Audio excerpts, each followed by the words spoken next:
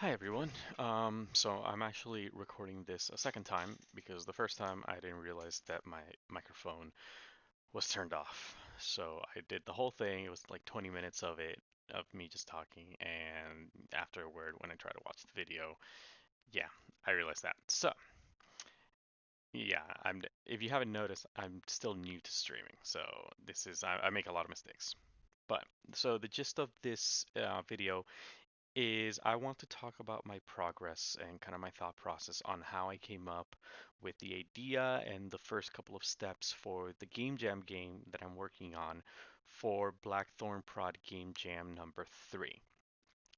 It started technically yesterday. It's past midnight at the point that I'm recording this in Florida, but it started yesterday, Saturday, the 23rd, and it goes until Friday.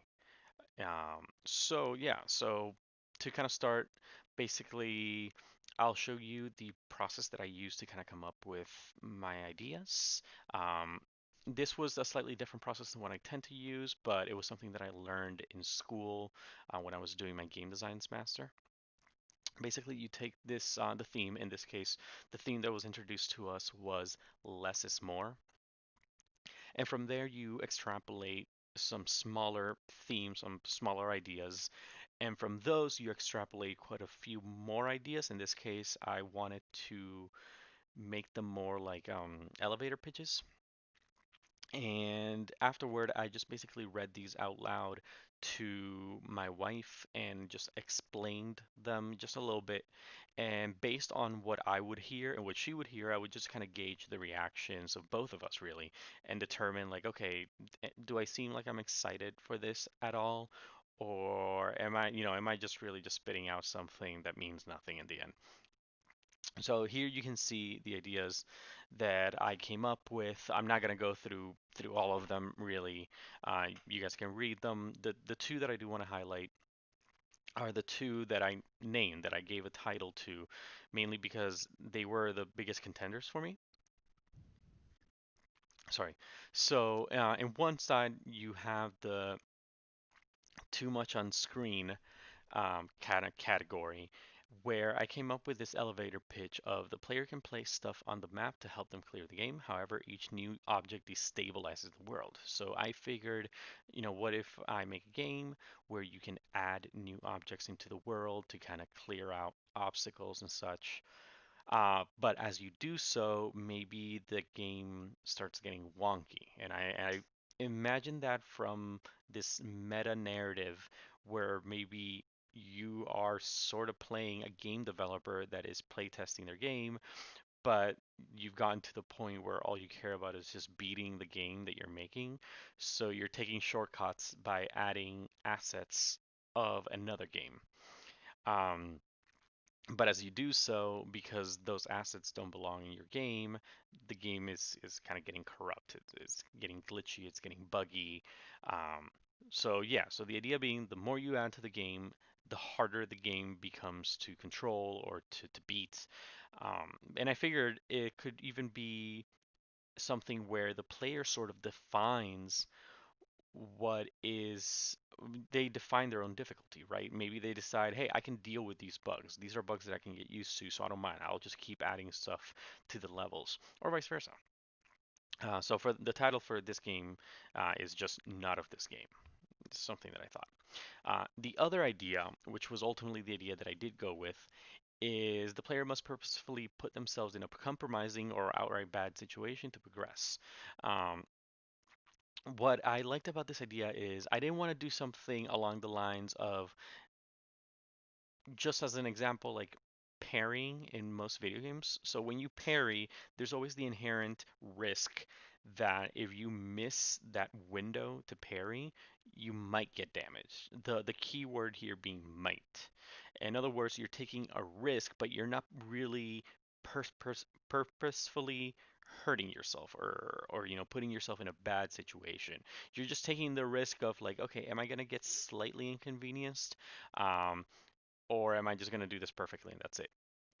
So when I started thinking, okay, how can I actually put them in a bad situation, in a situation where they are getting hurt, they're actually in a way, kind of like progressing backward, I thought of this idea, this image popped into my head, and an image that honestly made me laugh a little bit, where, okay, what if you have a character who is flammable?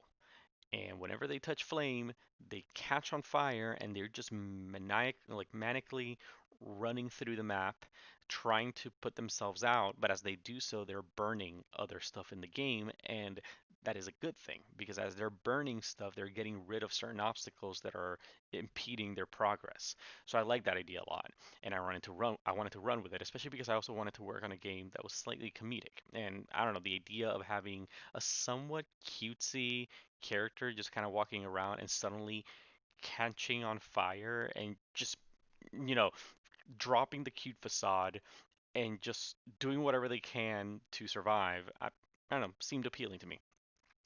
So to kind of go with that sort of comedic tone that I liked, that drew me to this, I decided that the title for the game would be "Don't Touch Me, I'm on Fire."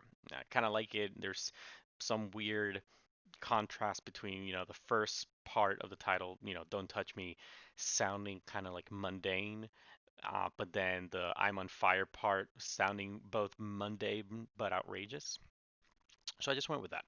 So yeah, I'm going to show you what I have done with the game so far, and what the game currently looks like. So I'm going to play the game first, to kind of give you an idea of what is happening.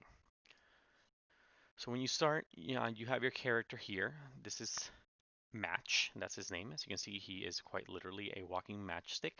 So you can walk around with him, you can jump. But the important thing here is that when he touches a fire source, just fire of any kind, he will catch on fire.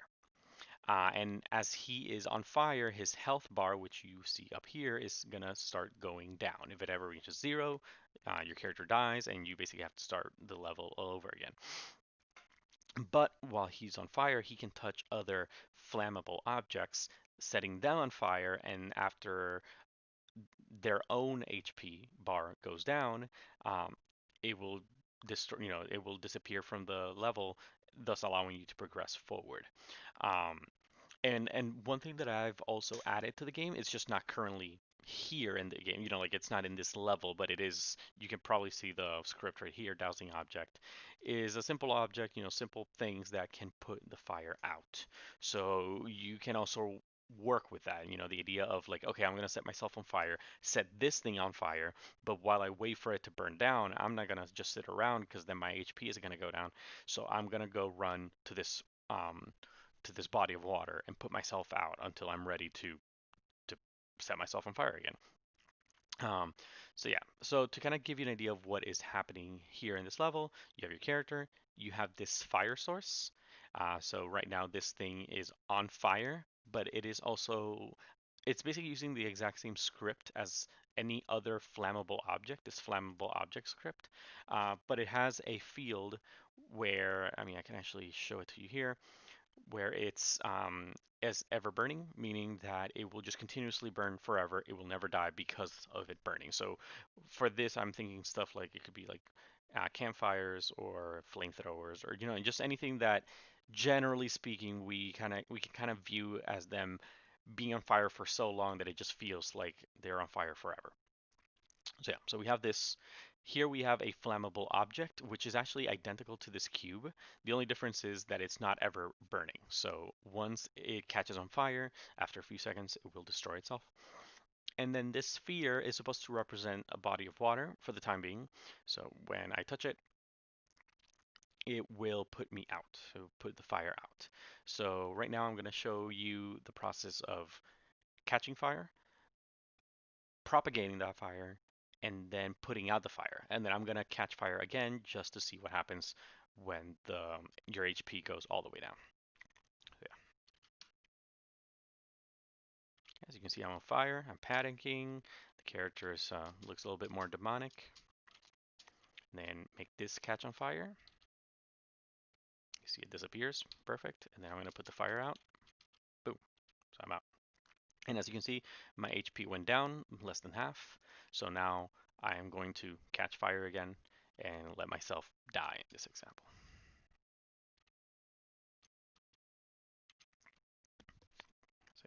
ticking down, and just in a few seconds, I'll be completely out.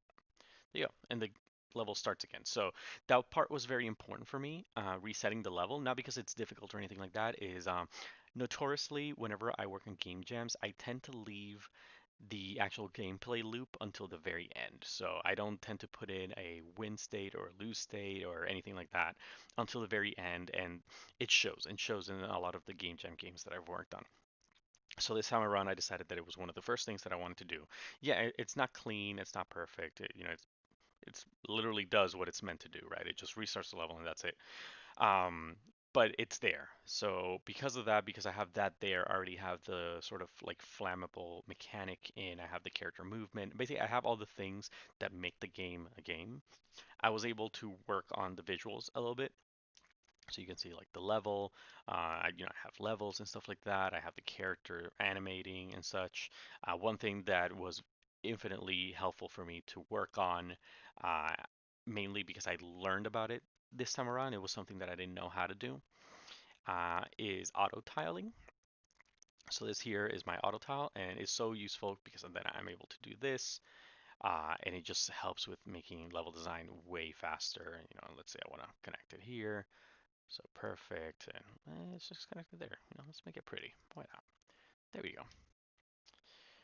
So yeah, it was one of those things that it was just so helpful. So if anybody here does 2D level design, I highly recommend you learn how to use AutoTile. It's very useful, and it's not complicated really. Um, so yeah, so that being said, with all these things that I've worked on, let me change that.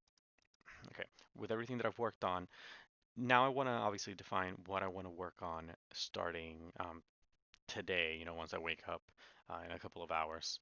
Um, so I definitely want to start polishing up the movement, some of the mechanics, and also the visuals. Even though I made these tiles like really quick, I don't like them. They're not my favorite tiles that I've made. I've made way better tiles in the past, so I want to bring these up to that same standard, and start adding particle effects, start adding actual visuals for like these boxes and cubes, and just coming up with a lot of different flammable objects of varying sizes and shapes and stuff like that, so that I can start creating levels, like unique levels, which is another thing that I hope to start tomorrow, even though that's not my priority. What I want to focus on, what rather better said, when I want to start focusing on level design is on Monday onward. I do have a 9 to 5 job, so I can only work on this game jam after my job, but that's perfect because since I already did most of the legwork today, and ideally tomorrow, then from Monday to Friday, I can just focus on creating just different level layouts and stuff like that. And maybe even if I find the need for it, creating more mechanics to help with the level design. But right now, I think just simply having flammable objects, fire sources, and bodies of water is enough for what I want this game to be and do. Um, Obviously, I'll have to take time to create a tutorial, although I'm kind of hoping that I can come up with a creative way to make levels in such a way that it is sort of intuitive. I mean, so far the only thing that you really do with the character is just move him left, right, and then jump, and that's it. So I think if I am very creative with my level design, I can do it in such a way that it is pretty inherent what the player is supposed to do. Um, and then not the last thing, as in it's not the last thing I want to do. It's just something that I have to do, but I have to be I have to strategize how I'm going to do it is audio. Audio is not my forte in any way. I don't know how to do audio. So I'll probably have to try and either recruit somebody or just find stock audio that I can just use for my game. Alternatively, another thing that I want to do or might end up doing is just using Audacity and using just my voice to make sound effects. I did it for one game jam in the past and it was actually really fun. So I might just do it again. I'm always I enjoy just making sounds with my voice already, like with my mouth. It's just like a little thing that I do just to kill time. So who knows? Maybe I can just use that to my advantage for this. Um, But yeah, hopefully other people can see this video.